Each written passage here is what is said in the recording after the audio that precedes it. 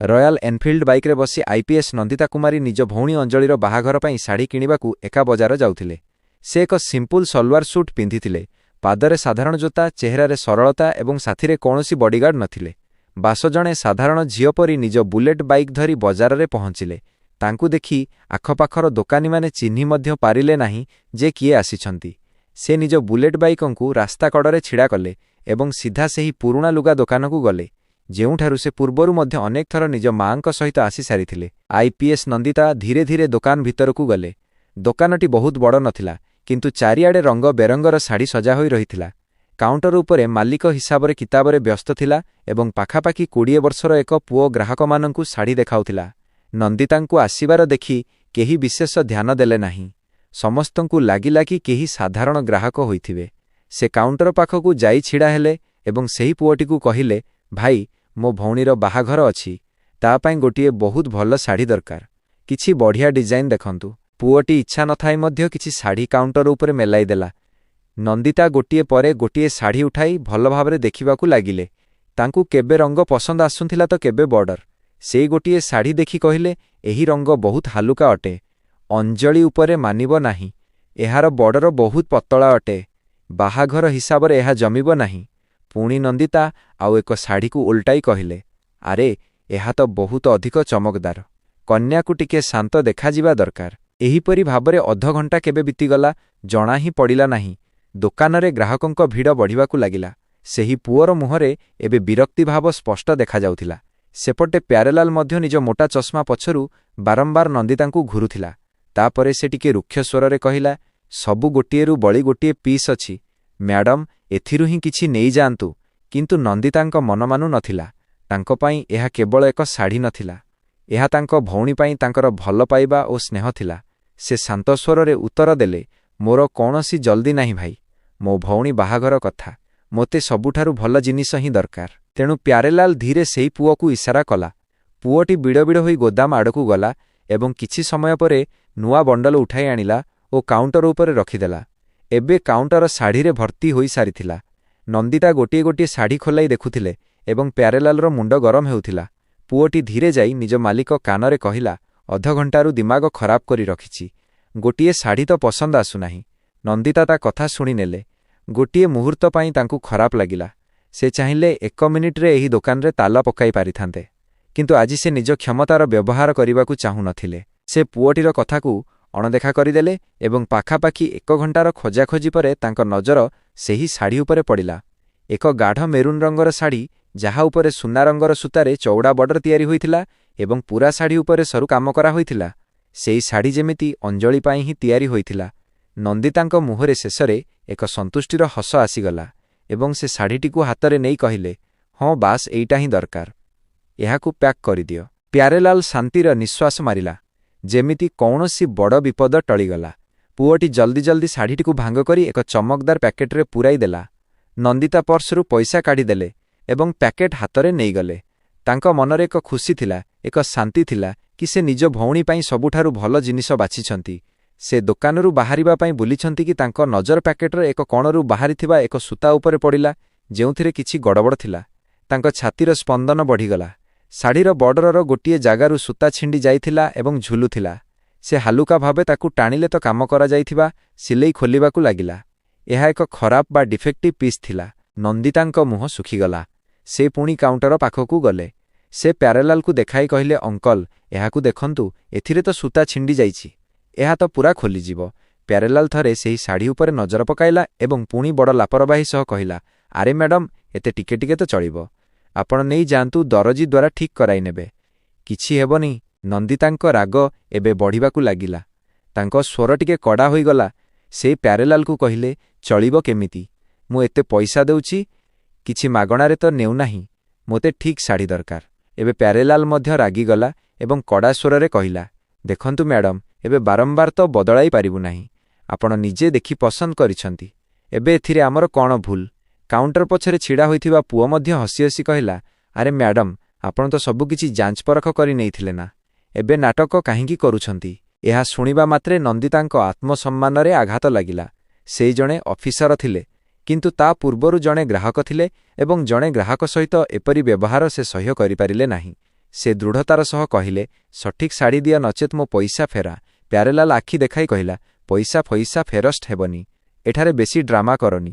ଏବେ ଦୋକାନରେ ଛିଡ଼ା ହୋଇଥିବା ବାକି ଗ୍ରାହକମାନେ ମଧ୍ୟ ତମାସା ଦେଖିବାକୁ ଲାଗିଲେ। କାନକୁହା ଆରମ୍ଭ ହୋଇଗଲା। ଦୋକାନ ଭିତରର ପରିବେଶ ଗରମ ହୋଇ ସାରିଥିଲା। ନନ୍ଦିତା ଗମ୍ଭୀର ସ୍ୱରରେ କହିଲେ, ଦୋକାନଦାରୀ ଏମିତି ଚାଲେ ନାହିଁ ଅଙ୍କଲ। ମୁଁ ପୂରା ପଇସା ଦେଇଛି, ହୁଏତ ସଠିକ୍ କପଡ଼ା ଦିଅ ନାହେଲେ ପଇସା ଫେରା। ପ୍ୟାରେଲାଲ ପାଟିକରି କହିଲା, କାହିଁକି ନିଜକୁ ବହୁତ ବଡ଼ ଅଫିସର ଭାବୁଛ କି? ତୁମ ଭଳି ଲୋକ ରୋଜ ଆସନ୍ତି। ଚାଲ ଭାଗ ଏଠାରୁ। ପ୍ୟାରେଲାଲ ରାଗରେ ନିଜ ପକେଟରୁ ମୋବାଇଲ କାଢ଼ିଲା ଏବଂ ପାଟିକରି କହିଲା, ହେଲୋ ଥାନେଦାର ସାହେବ, ଗୁପ୍ତା ଶାଢ଼ୀ ଭଣ୍ଡାରରୁ କହୁଛି। ଏଠାରେ ଜଣେ ମହିଳା ବିନା କାରଣରେ ଝଗଡ଼ା କରୁଛନ୍ତି। ଦୋକାନରେ ହଙ୍ଗାମା କରି ରଖିଛନ୍ତି। ଜଲ୍ଦି କାହାକୁ ପଠାନ୍ତୁ। ଫୋନ୍ କରୁ କରୁ ଭିଡ଼ ଭିତରେ କଥାବାର୍ତ୍ତା ଆହୁରି ଜୋର ହେବାକୁ ଲାଗିଲା। ଆରେ ଏ ତ ପୋଲିସକୁ ହିଁ ଡାକିଦେଲା। ନନ୍ଦିତା କିଛି କହିଲେ ନାହିଁ। ସେ ପାଖରେ ପଡ଼ିଥିବା ଏକ ପୁରୁଣା ଲୁହା ଚେୟାର ଉଠାଇଲେ ଏବଂ ଦୋକାନ ଗେଟ୍ ପାଖରେ ଯାଇ ବସିଗଲେ। ଏହା ତାଙ୍କ ଆତ୍ମସମ୍ମାନର ଲଢ଼େଇ ହୋଇଯାଇଥିଲା। ସେ ପଛକୁ ହଟିପାରୁ ନଥିଲେ। ସେ ସେହି ଚେୟାର ଉପରେ ଶାନ୍ତିରେ ବସିଥିଲେ, ଯେପରି କୌଣସି ଝଡ଼ ଆସିବାର ଅପେକ୍ଷା କରୁଛନ୍ତି। ମନରେ ଏକ ବିଶ୍ୱାସ ଥିଲା। ସେ ନିଜକୁ କହିଲେ, କିଛି କଥା ନାହିଁ, ପୋଲିସ ଆସିବ, ମୋତେ ଚିହ୍ନି ନେବ ଏବଂ ଏହିସବୁ ତମାସା 1 ମିନିଟରେ ଶେଷ ହୋଇଯିବ। କାରଣ ସେ ଏହି ଜିଲ୍ଲାର ଆଇପିଏସ୍ ନନ୍ଦିତା ଥିଲେ। ପ୍ରତ୍ୟେକ ଥାନେଦାର, ପ୍ରତ୍ୟେକ ଦାରୋଗା ତାଙ୍କୁ ଚିହ୍ନିଥିଲେ। ପୂରା ପୋଲିସ ଡିପାର୍ଟମେଣ୍ଟ ତାଙ୍କୁ ସାଲ୍ୟୁଟ୍ କରୁଥିଲା। କିନ୍ତୁ ବୋଧହୁଏ ଭାଗ୍ୟକୁ ଆଜି ତାଙ୍କର ପରୀକ୍ଷା ନେବାର ଥିଲା। 10 ମିନିଟ୍ ପରେ ପୋଲିସର ଏକ ପୁରୁଣା ଜିପ୍ ଧୂଳି ଉଡ଼ାଇ ଦୋକାନ ସାମ୍ନାରେ ଆସି ଅଟକିଲା। ଜିପରୁ ଇନ୍ସପେକ୍ଟର ଦିଲ୍ଲୀପ ରାଣା ଏବଂ 2-3 ଜଣ ସିପାହୀ ତଳକୁ ଓହ୍ଲାଇଲେ। ଇନ୍ସପେକ୍ଟର ଦିଲ୍ଲୀପ ରାଣାର ପେଟ ବାହାରକୁ ବାହାରିଥିଲା ଏବଂ ମୁହଁରେ ଏକ ଅଜବ ଅହଙ୍କାର ଥିଲା। ଭିଡ଼ ତାଙ୍କୁ ଦେଖି ସାଇଡ୍ ହୋଇଗଲା।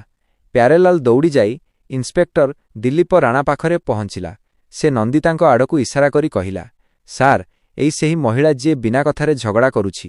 ଆମ ଦୋକାନର ପରିବେଶ ଖରାପ କରୁଛି। ଇନ୍ସପେକ୍ଟର ଦିଲ୍ଲୀପ ରାଣା ବିନା କୌଣସି ପ୍ରଶ୍ନ ପଚାରି ନନ୍ଦିତାଙ୍କୁ ଉପରୁ ତଳ ପର୍ଯ୍ୟନ୍ତ ଘୃଣାଭରା ନଜରରେ ଦେଖିଲା। ନନ୍ଦିତା ଏବେ ମଧ୍ୟ ଚେୟାରରେ ବସିଥିଲେ। ତାଙ୍କ ମୁହଁରେ କ୍ଳାନ୍ତି ଥିଲା, କିନ୍ତୁ ଆଖିରେ ଏକ ଆଶା ମଧ୍ୟ ଥିଲା କି ଏବେ ସବୁ ଠିକ୍ ହୋଇଯିବ। ତେବେ ଇନ୍ସପେକ୍ଟର ଦିଲ୍ଲୀପ ରାଣା ଗର୍ଜନ କରି ପଚାରିଲା, କିଏ ତୁମେ? କ'ଣ ତମାସା ଲଗାଇ ରଖିଛ ଏଠାରେ? ନନ୍ଦିତା ଶାନ୍ତ ହୋଇ ଉତ୍ତର ଦେଲେ, ଭଦ୍ର ଭାବରେ କଥା କୁହ। ପୁଣି ସେ କହିଲେ, ମୁଁ ନନ୍ଦିତା କୁମାରୀ। ଇନ୍ସପେକ୍ଟର ଦିଲ୍ଲୀପ ରାଣା ଅହଙ୍କାରରେ କହିଲା, ନନ୍ଦିତା କୁମାରୀ ହେଲ ତ କ'ଣ ହେଲା? କୌଣସି ରାଣୀଙ୍କ ଖାନଦାନରୁ ଆସିଛ କି? ଇନ୍ସପେକ୍ଟର ଦିଲ୍ଲୀପ ରାଣା ମଝିରେ ହିଁ ତାଙ୍କ କଥା କାଟିଦେଲା। କ'ଣ ତୁମକୁ ଦୋକାନରେ ହଙ୍ଗାମା କରିବାର ଲାଇସେନ୍ସ ମିଳିଯାଇଛି କି? ନନ୍ଦିତା ଏକ ଦୀର୍ଘ ନିଶ୍ୱାସ ନେଲେ। ବୋଧହୁଏ ତୁମକୁ ଜଣାନାହିଁ କି ତୁମେ କାହା ସହ କଥା ହେଉଛ। ଇନ୍ସପେକ୍ଟର ଦିଲ୍ଲୀପ ରାଣା ଜୋରରେ ହସିଲା। ହଁ ହଁ, ଜଣାଅଛି। ବେଶୀ ଗର୍ବ ଦେଖା ନାହିଁ। ସିଧା ଥାନାକୁ ଚାଲ। ସେଠାରେ ତୁମର ସବୁ ଗର୍ବ ବାହାର କରିଦେବି। 2 ଜଣ ସିପାହୀ ଆଗକୁ ବଢ଼ି ନନ୍ଦିତାଙ୍କ ହାତ ଧରିବାକୁ ଲାଗିଲେ। ନନ୍ଦିତା ତାଙ୍କୁ ଘୂରି କରି ଦେଖିଲେ ତ ସେ ଗୋଟିଏ ମୁହୂର୍ତ୍ତ ପାଇଁ ଡରିଗଲେ। ଏହା ଦେଖି ଭିଡ଼ରେ ଛିଡ଼ା ହୋଇଥିବା ମହିଳାମାନେ କୁହାକୁହି ହେବାକୁ ଲାଗିଲେ ଏବଂ କହିଲେ, ଏ ତ ଭଲ ଘରର ଲାଗୁଛି, କିନ୍ତୁ ଭାରି ଝଗଡ଼ାଳି। ତେବେ ପ୍ୟାରେଲାଲ ଇନ୍ସପେକ୍ଟର ଦିଲ୍ଲୀପ ରାଣାକୁ କାନ୍ଧରୁ ଧରି ଧୀରେ ଦୋକାନ ଭିତରକୁ ନେଇଗଲା। କାଉଣ୍ଟର ପଛକୁ ନେଇ ସେ ନିଜ ପକେଟରୁ କିଛି ନୋଟ୍ କାଢ଼ିଲା ଏବଂ ଇନ୍ସପେକ୍ଟର ଦିଲ୍ଲୀପ ରାଣାର ପକେଟରେ ପୂରାଇ ଦେଲା। ସେ ଫୁସ୍ଫୁସ୍ ହୋଇ କହିଲା, ସାର୍, ଏହାକୁ ଉଠାଇ ନିଅନ୍ତୁ ଏଠାରୁ। ଏ ଆମ ବ୍ୟବସାୟ ଖରାପ କରୁଛି। ଯାହା ବି ଖର୍ଚ୍ଚ ପାଣି ହେବ ମୁଁ ଦେଖିନେବି। ଇନ୍ସପେକ୍ଟର ଦିଲ୍ଲୀପ ରାଣା ନୋଟ୍ ଉପରେ ଏକ ନଜର ପକାଇଲା। ତା ଓଠରେ ଏକ ଖରାପ ହସ ଆସିଲା। ଲାଞ୍ଚର ଗରମ ତା ଅହଙ୍କାରକୁ ଆହୁରି ବଢ଼ାଇଦେଲା। ସେଇ ଭିଡ଼ ଆଡ଼କୁ ଦେଖି ବାହାରକୁ ବାହାରିଲା। ନନ୍ଦିତା ଏବେ ବି ସେହି ଚେୟାରରେ ବସିଥିଲେ। ସେ ଭାବୁଥିଲେ, ଏବେ ଯାଇ ତ ଏ ମୋତେ ଚିହ୍ନି ଯାଇଥିବ। ଏବେ ଏହି ନାଟକ ଶେଷ ହେବ। କିନ୍ତୁ ଇନ୍ସପେକ୍ଟର ଦିଲ୍ଲୀପ ରାଣା ସିପାହୀମାନଙ୍କୁ ଇସାରା କଲା। ଏଥର 2 ଜଣ ସିପାହୀ ଆଗକୁ ବଢ଼ି ନନ୍ଦିତାଙ୍କ 2 କାନ୍ଧ ଜୋରରେ ଧରିଲେ। ନନ୍ଦିତା ଚମକି ପଡ଼ିଲେ। ଏ କ'ଣ ବଦମାସି? ମୋ କଥା ତ ଶୁଣ। ଇନ୍ସପେକ୍ଟର ଦିଲ୍ଲୀପ ରାଣା ସିଟି ବଜାଇ ଜିପ୍ ଆଡ଼କୁ ଇସାରା କଲା ଏବଂ କହିଲା, ବହୁତ କହି ସାରିଲାଣି ଏ। ଏବେ ଥାନାକୁ ଚାଲ। ସେଠି ଜଣାପଡ଼ିବ କିଏ କେତେ ବଡ଼ ଅଫିସର। ଭିଡ଼ ମଧ୍ୟରୁ କେହି ଜଣେ ଟାହିଟାପରା କଲା, ଦେଖ ଦେଖ, ବଡ଼ ମ୍ୟାଡମ୍ ହେବାକୁ ଆସିଥିଲା। ଏବେ ହାଜତରେ ଚକି ପେଶିବ। ପ୍ୟାରେଲାଲ ଦୂରରେ ଛିଡ଼ା ହୋଇ ନିଜ ନିଶରେ ହାତ ମାରି ହସୁଥିଲା। ଆଇପିଏସ୍ ନନ୍ଦିତାଙ୍କ ଆଖିରେ ନିଆଁ ଜଳୁଥିଲା। କିନ୍ତୁ ସେହି ସମୟରେ ତାଙ୍କ ସ୍ୱରଠାରୁ ଅଧିକ ଭାରି ଥିଲା ଆଇନର ରକ୍ଷକମାନଙ୍କର ସେହି ହାତ, ଯାହା ଆଜି ଜଣେ ନିର୍ଦ୍ଦୋଷକୁ ଧରି ରଖିଥିଲା। ସେ କୌଣସି ବିରୋଧ କଲେ ନାହିଁ। ସେ ଜାଣିଥିଲେ କି ଯଦି ସେ ଏଠାରେ ନିଜ ପରିଚୟ ଦେବେ, ତେବେ ଏ ଲୋକମାନେ ବୋଧହୁଏ ବିଶ୍ୱାସ କରିବେ ନାହିଁ ଏବଂ ତମାସା ଆହୁରି ବଢ଼ିଯିବ। ଜିପର କବାଟ ଖୋଲିଲା। ସିପାହୀମାନେ ତାଙ୍କୁ ଠେଲି ଭିତରେ ବସାଇଦେଲେ। ଜିପର କବାଟ ବନ୍ଦ ହେଲା ଏବଂ ତାଙ୍କ ଇଜ୍ଜତ, ତାଙ୍କ ପଦବୀ ସବୁକିଛି ସେହି ବନ୍ଦ କବାଟ ପଛରେ କଏଦ ହୋଇଗଲା। ଗାଡ଼ି ଯେମିତି ଗଳିରୁ ବାହାରିଲା। ପ୍ୟାରେଲାଲ ଶାନ୍ତିର ନିଶ୍ୱାସ ନେଲା। आईपीएस नंदिता कुमारीଙ୍କ इज्जतକୁ थाना रास्ताରେ घोषड़ा जाउथिला। पुलिस जीप धूली उड़ाई थाना गेट पाखरे आसी अटकिला। एठारे बजारर भीड़ त नथिला, बास किछि अपराधीଙ୍କ संपर्कीय एवं पुलिस वाला थिले। इन्स्पेक्टर दिलीप राणा जीपरू ओह्लाइला एवं एक सिगारेट जलाई टाणिबाकू लागिला एवं सिपाही जीपर कबाट खोलिला और नंदितांकू बाहरकू टाणी अणागला। किंतु नंदिता केवल चुप थिले। कौनसी जुक्ति नाही, कौनसी नेहुरा नाही।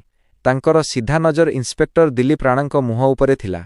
किंतु लांच एवं अहंकाररे बुड़ी रहिथिबा से इन्स्पेक्टर दिलीप राणांकू किछि भी बुझा पडुनथिला। इन्स्पेक्टर दिलीप राणा तांकू धक्का देई कहिला, नेई चाल थाना भितरकू। थाना भितरे जणे हेड कनेस्टेबल बसी फाइल देखुथिला। से पचारिला, सार ए किए? इन्स्पेक्टर दिलीप राणा गर्वरे कहिला, ए बहुत बड़ तोप हेउथिला। जणे दुकानी सहित झगड़ा करुथिला। एमिति लोक ही सहररे दंगा करांती। एहाकू हाजतरे पका, सबू गरम बाहारी जीव। नंदिता शेष थर पई चेष्टा कले। मु नंदिता कुमारी।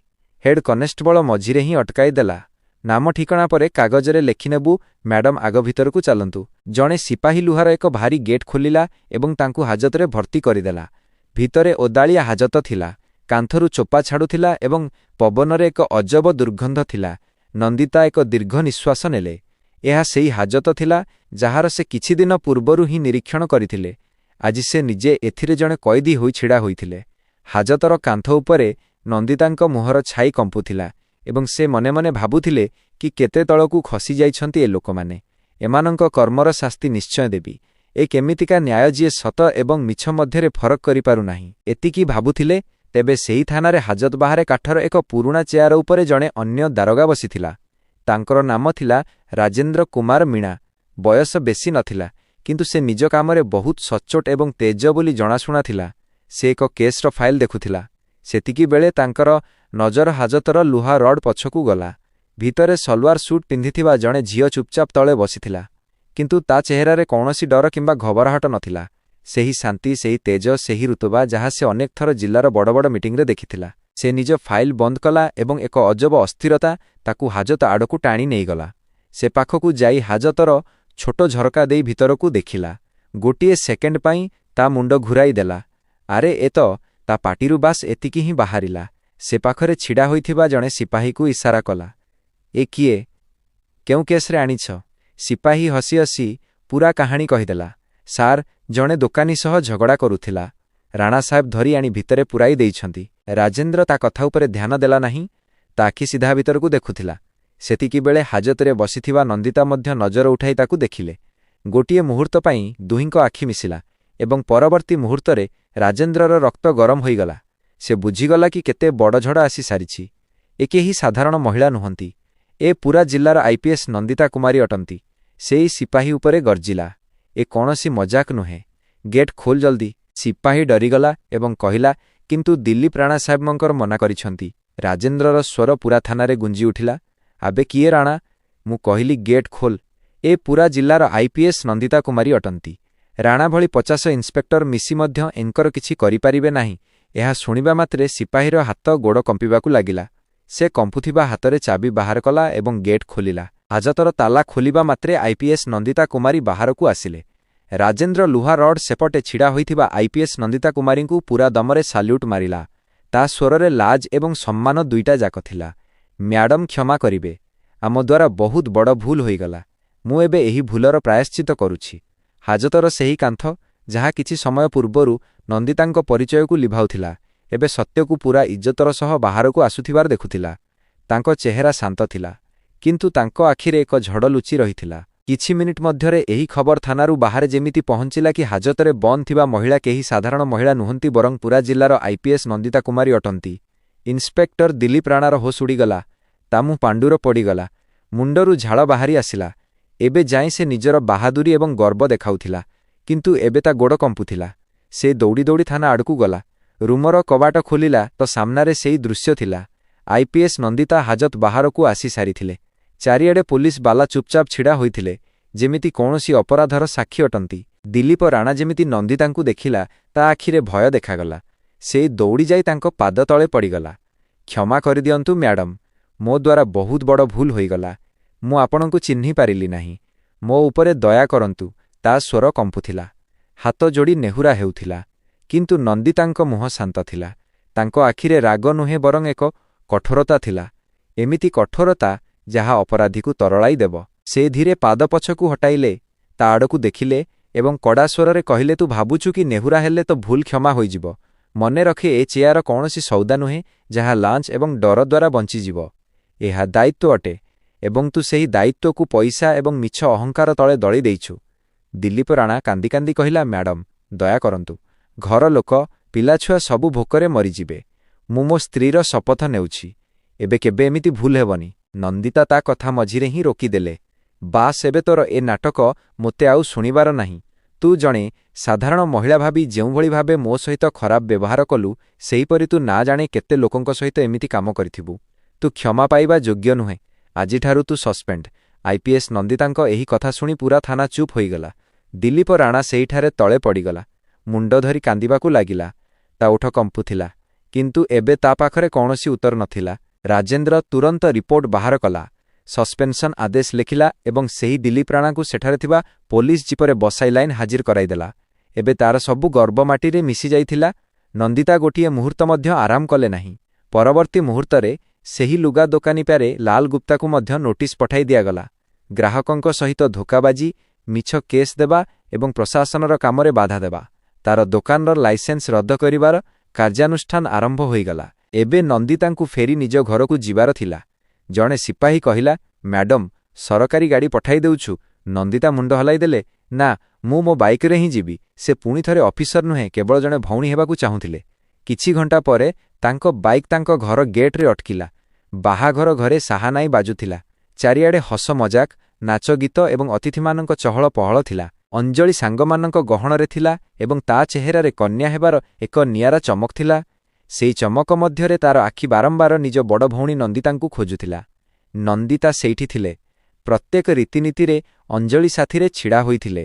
କେବେ ତାର ଓଢ଼ଣୀ ଠିକ୍ କରୁଥିଲେ ତ କେବେ ତାକୁ ଚିଡ଼ାଇ ହସାଇ ଦେଉଥିଲେ। ଚେହେରାରେ ଏକ ଶାନ୍ତ ଏବଂ ସୁନ୍ଦର ହସ ଥିଲା, ଯେମିତି କାଲି ରାତିରେ କିଛି ହୋଇନଥିଲା। ସେ ଅଞ୍ଜଳିକୁ ସେହି ମେରୁନ୍ ରଙ୍ଗର ଶାଢ଼ୀ ଦେଲେ ତ ଅଞ୍ଜଳିର ଆଖି ଖୁସିରେ ଭରିଗଲା। ଦିଦି, ଏଇଟା କେତେ ସୁନ୍ଦର। ତୁମେ ମୋ ପାଇଁ ସବୁଠାରୁ ଭଲ ଜିନିଷ ବାଛିଛ। ନନ୍ଦିତା ବାସ ହସିଦେଲେ। ବୋଇଲେ, ଆରେ ପାଗଳିତ ପାଇଁ ତ ଜୀବନ ମଧ୍ୟ ହାଜିର। କିନ୍ତୁ ସେହି ହସ ପଛରେ ଏକ ଗଭୀର ସମୁଦ୍ର ଲୁଚି ରହିଥିଲା। କାଲି ଯାହା କିଛି ବି ହେଲା, ତାହା କୌଣସି ଖରାପ ସ୍ୱପ୍ନ ଭଳି ବାରମ୍ବାର ତାଙ୍କ ମୁଣ୍ଡରେ ଖେଳୁଥିଲା। ସେହି ହାଜତର ଓଦାଳିଆ ଗନ୍ଧ, ସେ ଦିଲ୍ଲୀପ ରାଣାର ଖରାପ ହସ, ପ୍ୟାରେ ଲାଲର ଅହଙ୍କାରୀ ଚେହେରା ଏବଂ ଭିଡର ସେହି ଚୁଭୁଥିବା ନଜର ସବୁକିଛି ତାଙ୍କ ଆତ୍ମା ଉପରେ କୌଣସି ଘା ଭଳି ତାଜା ଥିଲା। ସେ ସେହି ଅପମାନକୁ ପିଇ ଦେଇଥିଲେ ସତ, କିନ୍ତୁ ତାହା ତାଙ୍କ ଗଳାରେ ଅଟକି ରହିଥିଲା। ସେ ହସୁଥିଲେ, କିନ୍ତୁ ତାଙ୍କ ମନ ଅଶାନ୍ତ ଥିଲା। ନନ୍ଦିତାଙ୍କୁ ଅଶାନ୍ତ ଦେଖି ଅଞ୍ଜଳିକୁ କିଛି ସନ୍ଦେହ ହେବାକୁ ଲାଗିଲା। ଅଞ୍ଜଳି ଧୀରେ ତାଙ୍କ ହାତ ହଲାଇଲା ଏବଂ ହସିକରି କହିଲା, ଦିଦି, ତୁମେ କୁଆଡ଼େ ହଜିଯାଇଛ? ତା ସ୍ୱର ନନ୍ଦିତାଙ୍କ ଚିନ୍ତାକୁ ଭାଙ୍ଗିଦେଲା। ନନ୍ଦିତା ଚମକି ବାସ୍ତବତାକୁ ଫେରିଲେ। କାହିଁ ନାହିଁ, ଅଞ୍ଜଳି, ବାସ ଦେଖୁଛି, ମୋ ଗୁଡ଼ିଆ ଆଜି କେତେ ସୁନ୍ଦର ଦେଖାଯାଉଛି। ସେ ବଡ଼ ସଫେଇ ଦେଇ କଥାକୁ ଏଡ଼ାଇ ଦେଲେ। ସେ ନିଜ ଭଉଣୀର ଜୀବନର ସବୁଠାରୁ ବଡ଼ ଦିନରେ କୌଣସି ପ୍ରକାରର ଦୁଃଖ ଦେବାକୁ ଚାହୁଁନଥିଲେ। ଯେତେବେଳେ ସବୁ ଲୋକ ସଙ୍ଗୀତ ଏବଂ ନାଚଗୀତରେ ମଜ୍ଜିଥିଲେ, ନନ୍ଦିତା ଏକା ଛାତ ଉପରକୁ ଚାଲିଗଲେ। ଥଣ୍ଡା ପବନ ମଧ୍ୟରେ ସେ ରାଜେନ୍ଦ୍ରକୁ ଫୋନ୍ କଲେ ଏବଂ କହିଲେ, ମୋତେ ଦିଲ୍ଲୀପ ରାଣା ଏବଂ ଦୋକାନୀ ପ୍ୟାରେଲାଲର ପୁରା ବିବରଣୀ ଦରକାର। ରାଜେନ୍ଦ୍ର ଭରସା ଦେଲା, ସକାଳ ପର୍ଯ୍ୟନ୍ତ ରିପୋର୍ଟ ଦେଇଦେବି। ପରଦିନ ହଳଦୀ ରସମ ମଝିରେ ଫୋନ୍ ଆସିଲା। ରାଜେନ୍ଦ୍ର ଜଣାଇଲା, ଇନ୍ସପେକ୍ଟର ଦିଲ୍ଲୀପ ରାଣା ଏମ୍ଏଲ୍ଏ ହେମସିଂ ଭଡ଼ାନାର ଖାସ୍ ଲୋକ ଅଟେ। ବେଆଇନ ମଦ, ଜମି ଦଖଲ, ଚାନ୍ଦା ଆଦାୟ ସବୁ ସେ ତା ପାଇଁ କରେ। ନନ୍ଦିତା ସବୁ ବୁଝିଗଲେ ତ ପ୍ୟାରେଲାଲ ମଧ୍ୟ ସେହି ଗ୍ୟାଙ୍ଗର ଅଂଶ ଅଟେ। ସନ୍ଧ୍ୟା ହେଉ ହେଉ ବରଯାତ୍ରୀର ଖୁସି ଉପରେ ହଠାତ୍ କଳା ବାଦଲ ଛାଇଗଲା। ଏକ ଜିପରୁ କିଛି ଗୁଣ୍ଡା ଡେଇଁଲେ ଏବଂ ପେଣ୍ଡାଲ ବାହାରେ ଭୟର ବାତାବରଣ ଖେଳିଗଲା। ସେମାନଙ୍କ ଲିଡର ମଙ୍ଗଳପାଟି କରି ବାହାଘର ରୋକିବାକୁ କହିଲା। ରୋକ ଏ ବାହାଘର। ତା ସ୍ୱରରେ ଏତେ ଧମକ ଥିଲା କି ସଙ୍ଗୀତ ସଙ୍ଗେ ସଙ୍ଗେ ବନ୍ଦ ହୋଇଗଲା। ପୁରା ପେଣ୍ଡାଲରେ ନୀରବତା ଛାଇଗଲା। ସେ ସମସ୍ତଙ୍କ ସାମ୍ନାରେ ଅଞ୍ଜଳି ଉପରେ ଦୋଷ ଲଗାଇଲା କି ସେ ତାର ଭାଇ ଜଗ୍ଗା ପହଲୱାନଠାରୁ 1 ଲକ୍ଷ ଟଙ୍କା ଧାର ନେଇଛି ଏବଂ ଏବେ ସେ ପଇସା ଫେରସ୍ତ ନକରି ବାହା ହୋଇ ପଳାଇବାକୁ ଚାହୁଁଛି। ବରର ଘର ଲୋକ ଆଶ୍ଚର୍ଯ୍ୟ ହୋଇଗଲେ ଏବଂ ଅତିଥିମାନେ କୁହାକୁହି ହେବାକୁ ଲାଗିଲେ। ଅଞ୍ଜଳି, ଯାହା ଉପରେ କିଛି ସମୟ ପୂର୍ବରୁ ଖୁସିର ଫୁଲ ବର୍ଷା କରାଯାଉଥିଲା, ଏବେ ତା ଉପରେ ମିଛ ଅପବାଦର କାଦୁଅ ଫିଙ୍ଗା ଯାଉଥିଲା। ସେ ଭୋଭୋ ହୋଇ କାନ୍ଦିବାକୁ ଲାଗିଲା। ନନ୍ଦିତାଙ୍କ ରକ୍ତ ଗରମ ହୋଇଗଲା। ସେ ଜାଣିଥିଲେ କି ଏହା ଏମ୍ଏଲ୍ଏ ହେମସିଂ ଭଡ଼ାନାର ଘଟିଆ ଚାଲ ଅଟେ। ନନ୍ଦିତା ଏକ ସିଂହୁଣୀ ପରି ଆଗକୁ ବଢ଼ିଲେ। ତାଙ୍କ ଆଖିରେ ନା କୌଣସି ଡର ଥିଲା, ନା କୌଣସି ଘବରାହଟ। ବାସ ଏକ ଶାନ୍ତ ରାଗ ଥିଲା। କ'ଣ ପ୍ରମାଣ ଅଛି ତୁମ ପାଖରେ? ତାଙ୍କ ସ୍ୱର ଶାନ୍ତ, କିନ୍ତୁ ଏତେ ତୀକ୍ଷ୍ଣ ଥିଲା କି ମଙ୍ଗଳ ମଧ୍ୟ ଗୋଟିଏ ମୁହୂର୍ତ୍ତ ପାଇଁ ଅଟକିଗଲା। ମଙ୍ଗଳ କିଛି ନକଲି ଷ୍ଟାମ୍ପ ପେପର ପବନରେ ହଲାଇଲା। ନନ୍ଦିତା କହିଲେ, ଆଚ୍ଛା, ତ ନିଜ ଜଗା ଭାଇର ନମ୍ବର ଦିଅ, ମୁଁ ଏବେ ତା ସହିତ କଥା ହେବି। ଏହା ଶୁଣି ଗୁଣ୍ଡାମାନେ ଡରିଗଲେ। ସେ ତ ସହର ବାହାରେ ଅଛି। ତେବେ ଏ ଅଳିଆ କାଗଜ ମୋତେ ଦେଖାଅ ନାହିଁ। ନନ୍ଦିତା କାଗଜ ଛଡ଼ାଇ ତା ମୁହଁ ଉପରକୁ ଫିଙ୍ଗିଦେଲେ। ଏବେ ତୁମ ପାଖରେ ଦୁଇଟି ରାସ୍ତା ଅଛି। ହୁଏତ ଚୁପଚାପ ଏଠାରୁ ଚାଲିଯାଅ, ନଚେତ୍ ମୁଁ ଏବେ ଫୋର୍ସ ଡାକି ଧୋକାବାଜି, ମାନହାନି ଏବଂ ଜଣେ ପବ୍ଲିକ୍ ସର୍ଭେଣ୍ଟର ପରିବାରକୁ ଧମକାଇବା ଅପରାଧରେ ତୁମ ସମସ୍ତଙ୍କୁ ଭିତରେ ପୂରାଇଦେବି। ପବ୍ଲିକ୍ ସର୍ଭେଣ୍ଟର ନାମ ଶୁଣିବା ମାତ୍ରେ ଗୁଣ୍ଡାମାନଙ୍କ ହୋସ ଉଡ଼ିଗଲା। ସେମାନଙ୍କୁ ଅନ୍ଦାଜ ନଥିଲା କି ସେମାନେ କାହା ସହିତ ପଙ୍ଗା ନେଉଛନ୍ତି। 1 ମିନିଟ୍ ମଧ୍ୟରେ ସେ ସମସ୍ତେ ଲାଞ୍ଜ ଜାକି ପଳାଇଲେ। ପରିବେଶ ସମ୍ଭାଳିତ ଗଲା, କିନ୍ତୁ ଖୁସିର ରଙ୍ଗ ଫିକା ପଡ଼ିଯାଇଥିଲା। ନନ୍ଦିତା ବରର ବାପାଙ୍କୁ ହାତଯୋଡ଼ି କ୍ଷମା ମାଗିଲେ ଏବଂ ତାଙ୍କୁ ବିଶ୍ୱାସ ଦେଲେ କି ତାଙ୍କ ଭଉଣୀ ନିର୍ଦ୍ଦୋଷ। ସେଇ କଥା ଦେଲେ କି ସେ ଏହି ଷଡ଼ଯନ୍ତ୍ରର ମୂଳ ପର୍ଯ୍ୟନ୍ତ ଯିବେ। ସେହିଦିନ ନନ୍ଦିତା ସ୍ଥିର କରି ନେଇଥିଲେ କି ହେମସିଂ ଭଡ଼ାନା ତାଙ୍କ ଭଉଣୀର ଇଜ୍ଜତ ଉପରେ ହାତ ଉଠାଇ ନିଜ ବର୍ବାଦୀକୁ ନିମନ୍ତ୍ରଣ ଦେଇଛି। ଅଞ୍ଜଳିର ବିଦାୟ ପରେ ଘରର ନୀରବତା ନନ୍ଦିତାଙ୍କ ରାଗକୁ ଆହୁରି ବଢ଼ାଉଥିଲା। ପରଦିନ ହିଁ ସେ ସବୁଠାରୁ ପ୍ରଥମେ ପ୍ୟାରେଲାଲକୁ ଗିରଫ କଲେ। ସରକାରୀ ସାକ୍ଷୀ ହେବାକୁ ଚାପ ପକାଇଲେ। ଡର ସତ୍ତ୍ୱେ ପ୍ୟାରେଲାଲ ଚୁପ୍ ରହିଲା। କିନ୍ତୁ ଯେତେବେଳେ ସେ ଦେଖିଲା କି ନନ୍ଦିତା ହେମସିଂ ଭଡ଼ାନାର ଡାହାଣ ହାତଜଗା ପହଲୱାନର ବେଆଇନ ଜମି ଦଖଲ ଉପରେ ବୁଲଡୋଜର ଚଲାଇଦେଲେ, ସେତେବେଳେ ପ୍ୟାରେଲାଲ ଭାଙ୍ଗି ପଡ଼ିଲା। ସେ ହେମସିଂ ଭଡ଼ାନାର ରହସ୍ୟ ଖୋଲିଲା। କହିଲା କି ଏକ କଳା ଡାଏରୀ ଅଛି, ଯେଉଁଥିରେ ପ୍ରତ୍ୟେକ ଲାଞ୍ଚ, ପ୍ରତ୍ୟେକ ଧନ୍ଦାର ପୂରା ହିସାବରେ ଲେଖାଅଛି। ସେହି ଡାଏରୀ ତା ଫାର୍ମ ହାଉସରେ ଲୁଚା ହୋଇଥିଲା।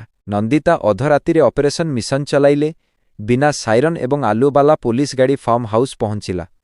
କବାଟ ଭଙ୍ଗାଗଲା। ଗାର୍ଡମାନେ ହତିଆର ପକାଇବାକୁ ବାଧ୍ୟ ହେଲେ। ନନ୍ଦିତା ସିଧା ହେମସିଂ ଭଡ଼ାନାର ରୁମରେ ପହଞ୍ଚିଲେ।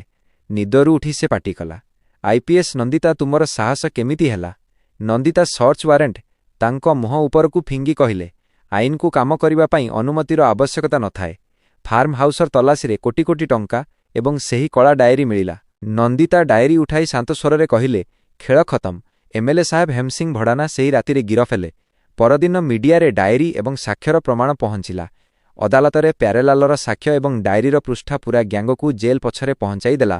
ସହର ବର୍ଷ ବର୍ଷ ପରେ ଶାନ୍ତିର ନିଶ୍ୱାସ ନେଲା। ଅପରାଧର ସାମ୍ରାଜ୍ୟ ଭାଙ୍ଗି ଯାଇଥିଲା। ସନ୍ଧ୍ୟାରେ ଅଞ୍ଜଳି ଛାତ ଉପରେ ନନ୍ଦିତାଙ୍କୁ କହିଲା, ଦିଦି, ମୋତେ ତୁମ ପାଇଁ ଡର ଲାଗେ। ନନ୍ଦିତା ହସିଲେ। ତା ହାତ ଧରିଲେ ଏବଂ କହିଲେ, ମୁଁ ଏକା ନୁହେଁ ଅଞ୍ଜଳି, ମୋ ସହିତ ଆଇନ ଅଛି, ସତ୍ୟ ଅଛି ଏବଂ ତୋର ଆଶୀର୍ବାଦ ଅଛି। ଏହି ବର୍ଦ୍ଦି କେବଳ କପଡ଼ା ନୁହେଁ, ଏକ ଶପଥ ଅଟେ ଏବଂ ମୁଁ ମୋ ଶପଥ ପାଳନ କରିଛି। ବୁଡୁଥିବା ସୂର୍ଯ୍ୟର କିରଣରେ ତାଙ୍କ ବର୍ଦ୍ଦି ଚମକି ଉଠୁଥିଲା। ଏହି ବର୍ଦ୍ଦି ଏବେ କେବଳ ବର୍ଦ୍ଦି ନୁହେଁ, ବରଂ ନ୍ୟାୟ ଏବଂ ଇଜ୍ଜତର ବିଜୟର ପରିଚୟ ବନିଯାଇଥିଲା। ଦର୍ଶକ ବନ୍ଧୁ, କେମିତି ଲାଗିଲା ଆମର ଭିଡିଓ? ଯଦି ଆପଣଙ୍କୁ ଆମ କାହାଣୀ ପସନ୍ଦ ଆସିଲା, ତେବେ ଭିଡିଓକୁ ଲାଇକ୍ ନିଶ୍ଚୟ କରନ୍ତୁ। ନିଜର ସମ୍ପର୍କୀୟ ଲୋକଙ୍କୁ ସେୟାର ନିଶ୍ଚୟ କରନ୍ତୁ।